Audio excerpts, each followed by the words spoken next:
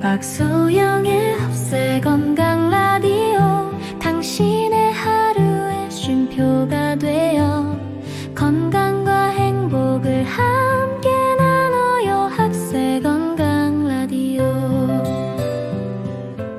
안녕하세요 여러분. 백세 건강 라디오의 박소영입니다. 오늘은 특별히 여러분께 꼭 전해드리고 싶은 이야기가 있어서 이렇게 찾아뵙게 되었습니다.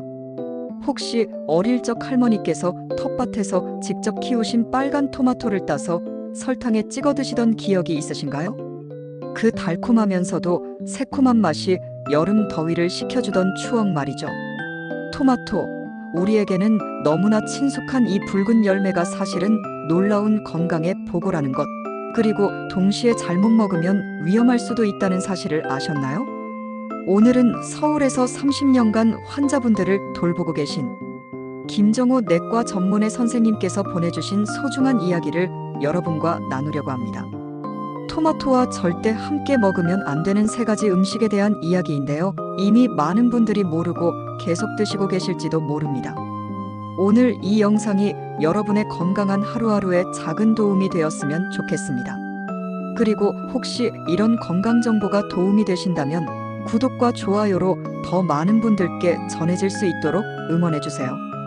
그럼 지금부터 김정호 선생님의 이야기를 직접 들어보겠습니다. 안녕하세요. 저는 내과 전문의 김정호입니다. 지난 30년간 수많은 환자분들을 만나면서 늘 느끼는 것이 있습니다. 많은 분들이 건강에 좋다고 알려진 음식이면 어떻게 먹어도, 얼마나 먹어도 괜찮다고 생각하신다는 점입니다. 얼마 전 제게 찾아오신 70세 할머니 한 분의 이야기를 해드릴까 합니다. 그분은 평소 건강관리에 무척 신경을 쓰시는 분이셨어요. 매일 아침 토마토를 드시고 점심에는 토마토 샐러드를, 저녁에는 토마토 스프를 드실 정도로 토마토를 사랑하셨죠. 그런데 계속해서 소화불량과 속쓰림을 호소하셨습니다. 처음엔 단순한 위장장애로 생각했는데 자세히 살펴보니 문제는 바로 토마토를 어떻게 드시고 계시는지에 있었습니다. 토마토 자체는 분명히 건강에 좋은 음식입니다. 하지만 잘못된 조합으로 드시면 오히려 소화기관이나 신장, 심장에까지 악영향을 줄 수 있다는 것을 그때 다시 한번 깨달았습니다. 먼저 토마토가 우리 몸에 어떤 좋은 영향을 주는지 말씀드리겠습니다. 토마토의 빨간 색깔을 만들어내는 리코펜이라는 성분은 전립선암, 유방암, 자궁경부암, 위암, 식도암, 그리고 목과 기관지의 암까지 예방하는 놀라운 힘을 가지고 있습니다. 특히 올리브 오일과 함께 가열해서 조리하면 리코펜의 흡수율이 더욱 높아집니다. 100g의 토마토에는 하루에 필요한 비타민C의 약 40%가 들어있어서 강력한 항산화 작용으로 우리 몸속의 나쁜 물질들을 제거해줍니다. 어릴 적 어머니가 토마토 많이 먹어라, 몸에 좋다고 하시던 말씀이 정말 맞았던 거죠. 토마토는 폐를 지키는 문지기 같은 역할도 합니다. 담배 연기나 미세먼지 같은 오염물질로부터 우리 폐를 보호해주는 거예요. 담배 연기에 들어있는 니트로소아민이라는 해로운 물질이 폐암을 일으킬 수 있는데 토마토 속의 클로로겐산과 쿠마르산이 이런 물질들이 우리 몸에서 만들어지는 것을 막아줍니다. 예전에 시골에서 아궁이 연기를 많이 마시며 살던 시절을 생각해보세요. 그때도 할머니들이 토마토를 자주 드셨던 이유가 여기에 있을지도 모릅니다. 만성 간염으로 고생하시는 분들께 제가 자주 추천하는 요리가 있습니다. 바로 토마토와 소고기 볶음입니다. 깨끗이 씻어서 한 입 크기로 자른 토마토 250g과 얇게 썬 소고기 100g을 올리브 오일 조금으로 소금 적게 해서 가볍게 볶기만 하면 됩니다. 이 한 그릇으로 소화에 좋은 동물성 단백질도 섭취하고 토마토의 비타민 A, C, 리코펜과 항산화 성분이 간의 해독을 도와 면역력을 높여줍니다. 토마토는 수분이 풍부하고 몸을 시원하게 해주는 성질이 있어서 신장 기능에 불안이 있거나 가벼운 신장 문제가 있는 분들에게 도움이 됩니다. 토마토 속 특별한 성분들이 혈액의 순환을 안정시키고 혈액 생성을 도와주어서 전체적인 피로감이나 빈혈로 고생하시는 어르신들에게 중요한 영양 지원이 됩니다. 옛날부터 민간요법으로 토마토를 여드름이나 종기, 피부 염증에 사용해 왔습니다. 신선한 토마토를 깨끗이 씻어서 으깨고 소금을 조금 넣어서 환부에 직접 올리고 가볍게 붕대로 감싸면 하루에 몇 번씩 반복해서 붓기나 염증을 가라앉힐 수 있습니다. 혈압을 자연스럽게 조절하고 싶으신 분들께는 아침 공복에 생토마토 먹기를 권해드립니다. 아침에 아무것도 먹지 않은 상태에서 잘 익은 토마토 하나에서 2개를 깨끗이 씻어서 작게 자르고 설탕을 조금 뿌려서 그냥 생으로 드세요. 이렇게 하면 혈관 압력을 낮춰주는 칼륨과 리코펜을 효율적으로 섭취할 수 있어서 혈압을 무리 없이 부드럽게 조절할 수 있습니다. 2주 정도 계속하시고 3일 쉬는 주기로 반복하시면 좋습니다. 첫 번째로 주의하셔야 할 것은 바로 덜 익은 푸른 토마토입니다. 많은 어르신들이 신맛이 적고 시원한 맛을 좋아하셔서 푸른 토마토를 생으로 드시거나 장아찌, 국으로 만들어 드시는데 이것은 정말 위험합니다. 얼마 전 나주에 사시는 72세 할아버지께서 저녁에 직접 담그신 푸른 토마토 장아찌를 드신 직후 구토, 현기증, 침 과다 분비, 어지러움을 호소하시며 응급실에 오신 적이 있습니다. 검사 결과 토마토에 들어있는 알칼로이드라는 천연 화학 성분에 의한 중독 반응이었습니다. 나이가 들수록 간과 신장 기능이 약해져서 젊었을 때는 문제 없던 성분도 몸에 큰 부담이 될 수 있습니다. 토마토는 빨갛게 완전히 익었을 때만 안전하고 영양가가 높은 식재료가 됩니다. 두 번째는 우리가 너무나 자주 먹는 토마토와 오이 샐러드입니다. 68세 할머니 한 분이 만성적인 피로감, 가벼운 어지러움, 잇몸 출혈, 식욕 부진으로 병원에 오셨는데 검사해보니 비타민C 부족이었습니다.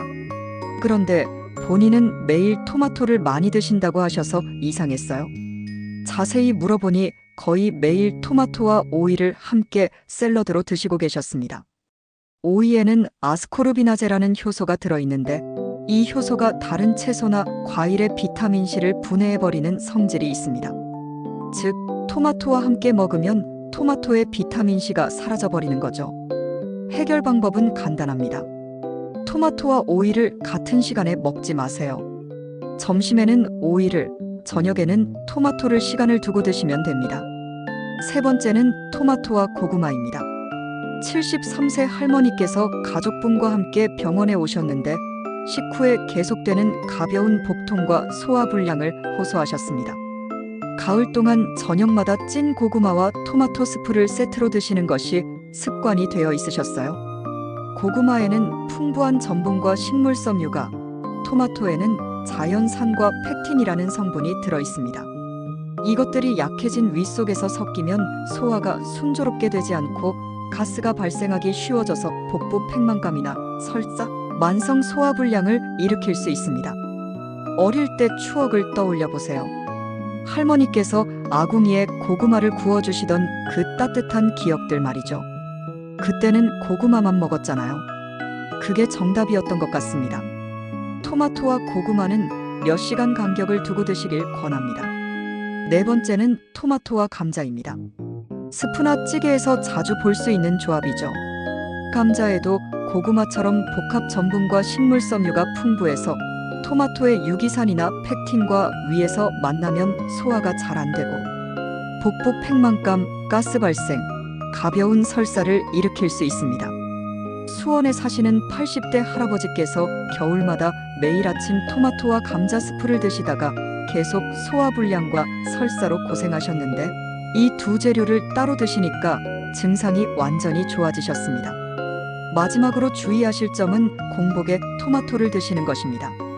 특히 혼자 사시는 어르신들 중에 아침에 일어나자마자 토마토 하나를 드시는 분들이 많은데 이것도 위험할 수 있습니다. 토마토에는 팩틴이나 페놀수지 같은 성분이 많이 들어있어서 이것들이 위산과 강하게 반응합니다. 공복에는 위에 음식이 없어서 위산이 활발히 분비되고 있는데 이때 토마토 성분이 위 점막을 자극해서 속쓰림이나 위 불편감, 가벼운 구토나 복부 팽만감을 일으킬 수 있습니다. 부산에 사시는 할머니 한 분도 매일 아침 일어나자마자 완숙 토마토 한 개를 드시고 미지근한 물을 마시는 습관을 계속하셨는데 몇 주 후부터 아침마다 위에 쓰린 통증을 느끼고 식욕도 떨어지고 구토감도 있으셨어요. 토마토를 드시기 전에 죽이나 부드러운 빵을 조금 드신 후 증상이 없어졌습니다. 토마토는 영양가가 높고 건강에 좋지만 체질이나 질병에 따라서는 주의가 필요한 분들이 계십니다. 먼저 통풍이 있는 분들. 토마토는 퓨린이 많지는 않지만 조금씩은 들어있어서 매일 많이 드시면 요산 수치가 올라가서 관절 통증이나 염증이 재발할 수 있습니다. 신장에 불안이 있거나 신장 기능이 떨어진 분들도 주의하세요. 토마토의 풍부한 비타민C가 몸 안에서 칼슘이나 요산과 결합해서 결정이 되어 신장 결석을 만들기 쉽습니다. 또 칼륨도 많아서 신장 기능이 떨어진 분이 너무 많이 드시면 고칼륨 혈증을 일으켜서 심장이나 신장에 심각한 영향을 줄 수 있습니다.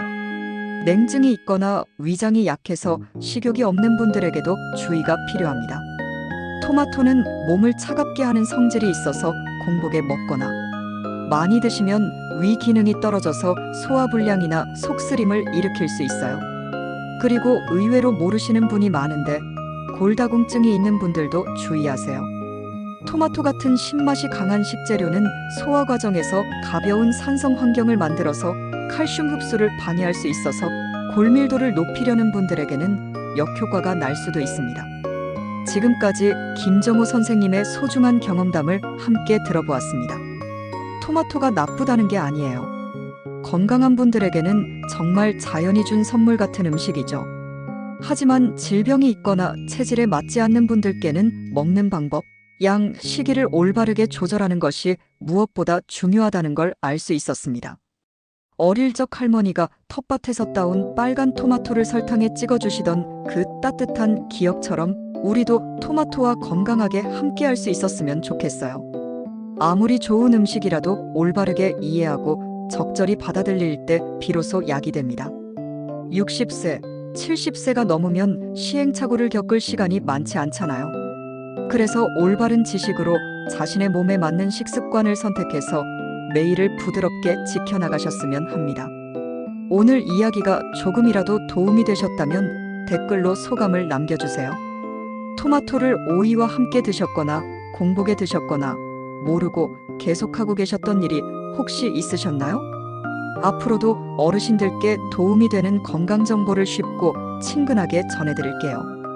구독과 알림 설정으로 저희와 함께 건강하고 오래 편안하게 사는 길을 걸어가요. 오늘도 건강한 하루 되세요. 감사합니다.